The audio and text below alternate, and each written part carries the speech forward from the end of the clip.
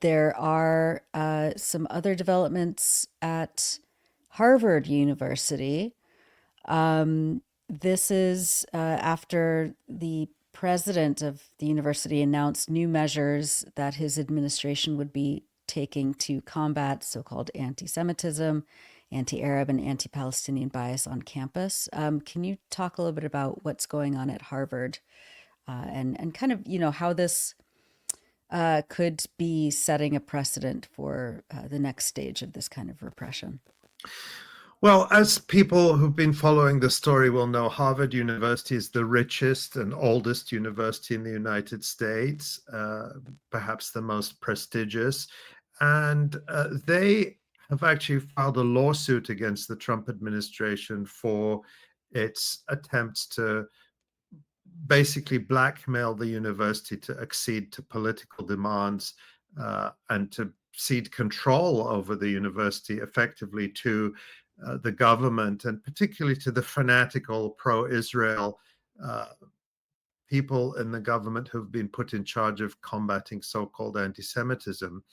And Harvard made headlines by refusing to surrender in exactly the same way that Columbia University did, and so Harvard, taking that decision to stand up, has rallied other universities to say, look, we're not just going to bow down.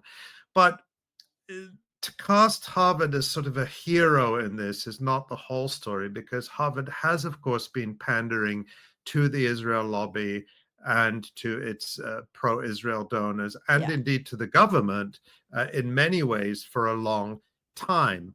But one of the things they did in order to show how seriously they take all this is the president of Harvard assigned two task forces, sort of parallel task forces, one on combating anti-Semitism and anti-Israel bias, and the other on combating anti-Muslim, anti-Arab, and anti-Palestinian bias. And these two task forces, their reports were issued this week. And I took a look at them. And then after they were issued, the president announced these various measures to deal with these various kinds of bias. But what's interesting, so they're two parallel reports, quite lengthy. And I did sort of a thread of tweets on Twitter or X yesterday with some of my findings from reviewing those reports. And I'll sort of start at the end where I kind of give my overall impression, which is that these are two very different reports.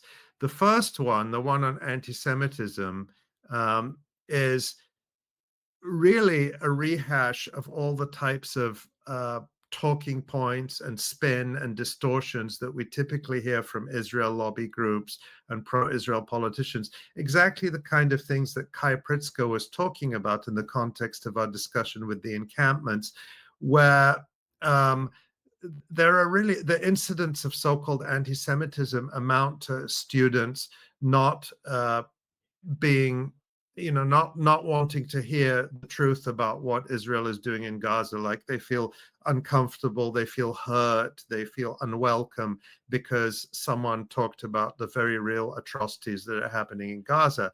And the report, I'll just go through this in sort of the order I did it on Twitter, although it may not necessarily be the best order, but looking at the anti-Semitism report first, they actually all these students feel uncomfortable hearing about Palestinians or hearing criticism of Israel. So how can we make them feel more comfortable? So this task force says, there are some good things that are going on at Harvard, and we should build on those. And one of those is having veterans of the Israeli and American militaries and those who had lived through Middle Eastern conflicts as civilians taking part in exchanges in classrooms. So having finger on the pulse there. Crazy. Yeah, so like absolutely bringing incredible. Israeli soldiers perhaps fresh out of the Netzarim corridor, Yeah. or the Marag corridor, or maybe having just dropped bombs on Gaza, come to Harvard and talk about what's that like with perhaps relatives of some of the survivors of these massacres. And this is supposed to be a good educational activity. And then if we go to the next bit, Tamara, it's really quite striking how the Anti-Semitism and Anti-Israel Bias report portrays students campaigning against Israeli occupation, apartheid, torture, murder, and other crimes as aggressive. It's like it constantly stresses how they're aggressive, how they're disruptive. It uses those words. And it even gives a history where it says that following the collapse of the path of peace in the late 2010s, pro-Palestinian organizing on campus took a more aggressive tenor, where it really is very gentle in describing the things that students are protesting about, as if all this is happening in a vacuum. And then, and the next one you can see where they talk about pro-Palestinian student organizers have become increasingly disruptive in recent years. So that language is throughout. And then, pardon my French, because in the next part I use the word BS in full. We try to keep this a family show. But the examples of some of the discrimination, I mean, it was notable to me that there are very few reports of any sort of real acts of discrimination. I mean, if there are any, then of course there should be accountability and justice for those. But mostly it's stuff like this, that a student was offended at hearing the word genocide in a video that was assigned in a classroom, an Israeli student, and he says, quote, "As an Israeli student, when I hear these as the first words of a course, I know that I'm no longer welcome in this course." So he doesn't allege that anyone did anything to him personally, just that he had to watch a video in which the word genocide was used in relation to the genocide in Gaza, that made him feel unwelcome. That's such a confession, though, isn't it? Like they know they're carrying out a genocide. Yeah, there's so much of that. And then there's another thing where a student was upset because Israeli Jewish settlements surrounding the Gaza Strip were called settlements. These are the communities, the kibbutzes in the so-called Gaza envelope that we've talked about. We had the preeminent historian Ilan Pappé on this program, for example, to talk about how these were military settlements, many of them established on the ruins of ethnically cleansed Palestinian villages, with the explicit goal of surrounding Gaza and keeping the Palestinians from returning to their land. So someone was offended at these being called settlements. That's another example of the so-called discrimination. Yeah, and then the next one, there's a whole section on the medical school where recently a course on Palestinian health was censored and cancelled by the university. And this report says how there's all this bias. And I mean, we've talked so many times, and Nora, you've done this incredible series of interviews, ongoing series of interviews for the Electronic Intifada podcast with healthcare workers in Gaza who've been to Gaza. Anyone viewing this show knows the total destruction that the healthcare system, Israel's deliberately inflicted on the healthcare system.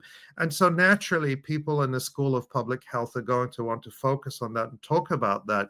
You know, I mean, the horrors we've seen in the past 18 months, the babies who are left to die in incubators, the fact that no medicine has been allowed into Gaza at all for the past 2 months, all of this.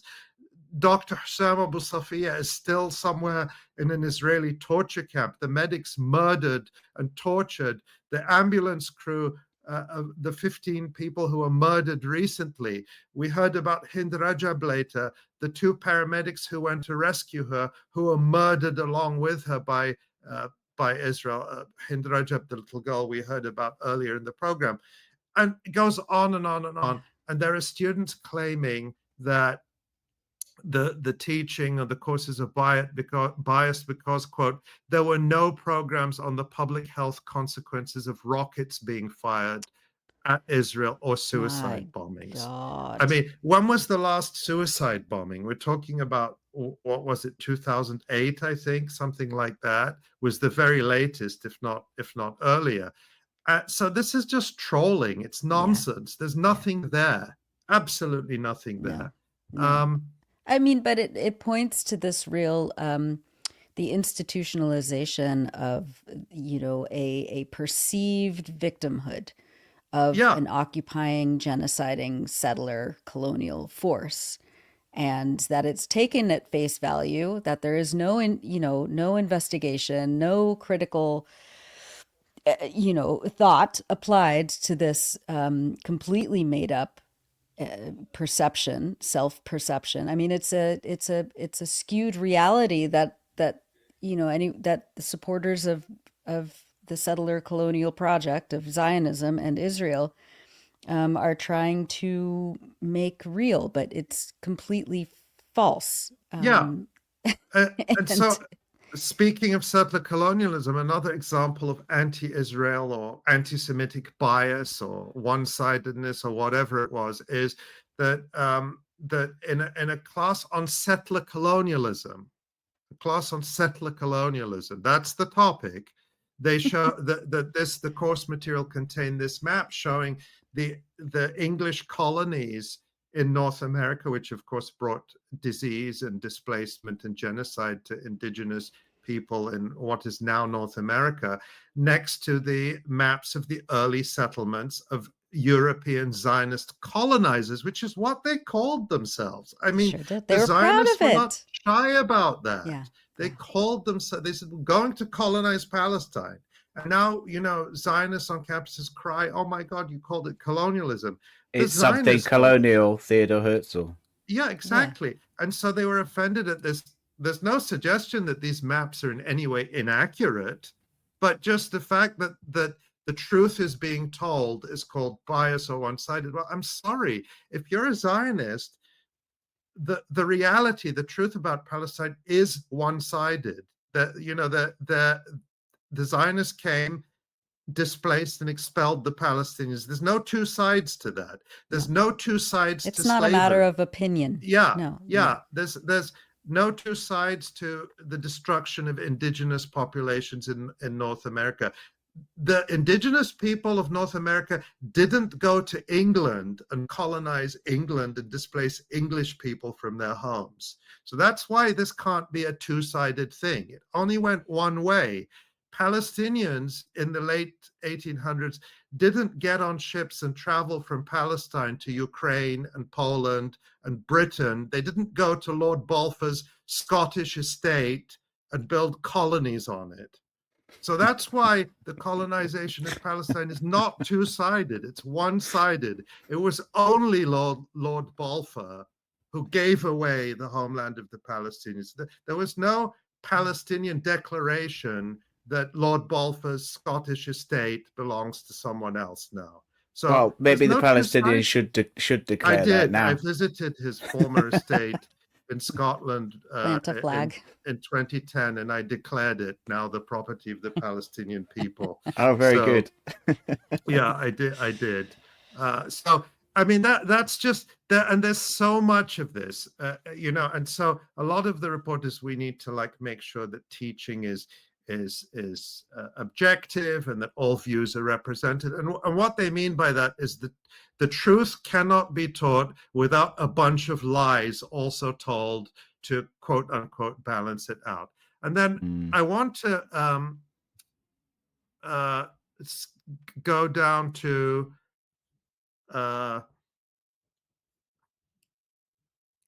and let's now go forward to the part where I say, among the recommendations, this is my view, that they want to encourage normalization between organizers. Instead of protests and standing up against genocide, they want to reward Palestinians and Muslim students and Arab students who work with and do these fake dialogues with pro-Israel Zionist groups. And so they suggest what I call bribery here. It's like the good, in their view, the good students who go along with these normalization efforts and agree to do joint events with Zionist groups. We're talking about pro-Israel, pro-genocide groups, that they should get extra opportunities like, awards, fellowships, and things like that. So play nice and you'll be rewarded. So I think that's probably enough about the anti-Semitism report. I do want to talk for a couple of minutes about the separate report, which I mentioned, that was published by the Presidential Task Force on Anti-Semitism, Anti-Arab and Anti-Palestinian Bias. And this is a very different report. This was actually quite an impressive report, and unprecedented in my knowledge in terms of documenting the real, actual, and horrific abuse, neglect, and violence that Palestinian, Arab, and Muslim students face at Harvard.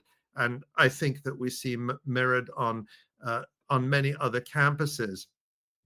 And the authors of this report talk about the amount of fear that many students and faculty at Harvard expressed in even talking to the authors of this report. That's how much fear and intimidation there is on campus about this stuff.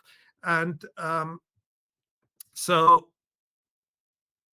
they say in the report, quote, even the composition of the task force itself was a difficult and concerning task, as several Harvard faculty and students we believe would have contributed tremendously, chose not to serve because they did not feel they would be safe from personal attacks, doxing, and other threats.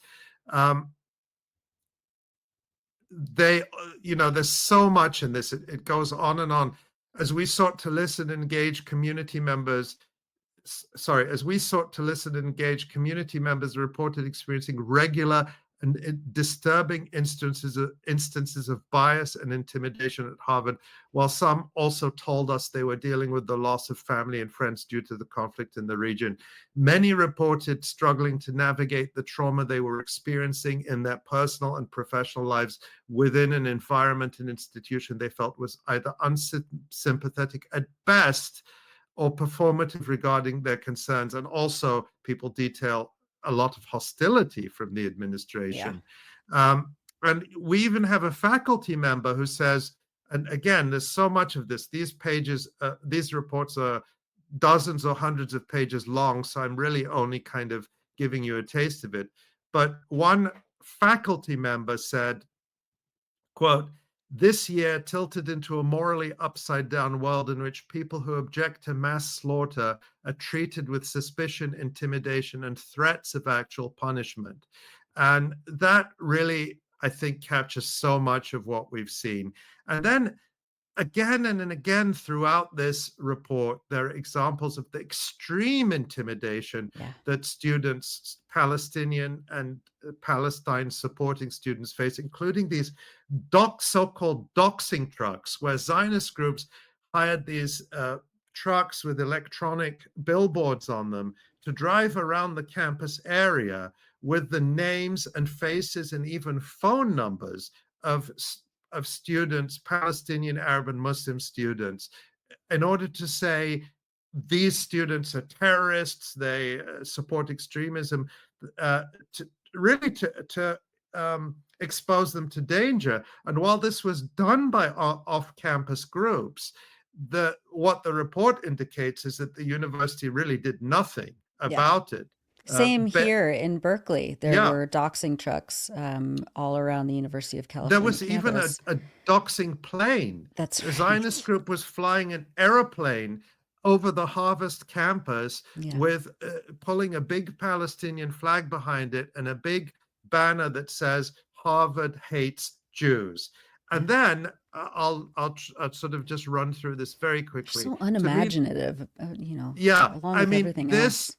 This was very significant. I don't know if we can even zoom in on these. They had this really detailed survey in the report on anti-Arab and anti-Palestinian bias. It wasn't just all this impressionistic stuff that someone felt uncomfortable, but they had this survey which showed, I mean, there's a lot of statistics, but just I'll sum up the headline here, that they interviewed different groups, students who identified as Jewish, Muslim, Christian, other, and about do they feel safe on campus? Do they feel they belong? Do they feel mentally safe on campus? Do they feel well supported? And by vast margins of all the groups, it is the Muslim students who felt extremely unsafe on campus, extremely unwelcome on campus, and extremely unsupported. And they asked similar questions by ethnicity as well. And there you found that students of Middle Eastern or North African origin felt extremely unsafe and unwelcome from their physical safety. And Jewish students, thank goodness, felt largely very safe on campus. And it's not surprising that the survey found this, because I looked very well, tried to look very carefully through the anti-Semitism report.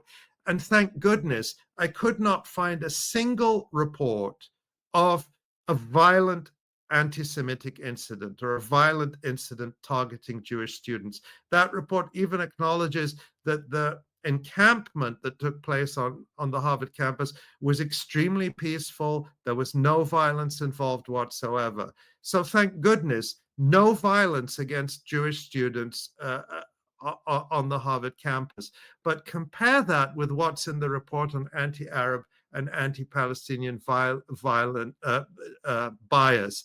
And some highlights here, again, these are detailed in the report, that here we have it, the doxing attacks, external organizations operated trucks displaying personal information leading to widespread harassment. Websites published pictures and names of students, labeling them as anti-Semites. This doxing created a climate of intimidation that was compounded by the perception that the administration's response was inadequate, exacerbating community fears. And then physical harassment and safety concerns. Incidents of physical harassment, including a knife attack on a Muslim woman wearing a hijab, were reported in a listening session, alcohol poured over a Palestinian student, and community members being followed and yelled at on the streets, heightened concerns over Islamophobic violence on campus.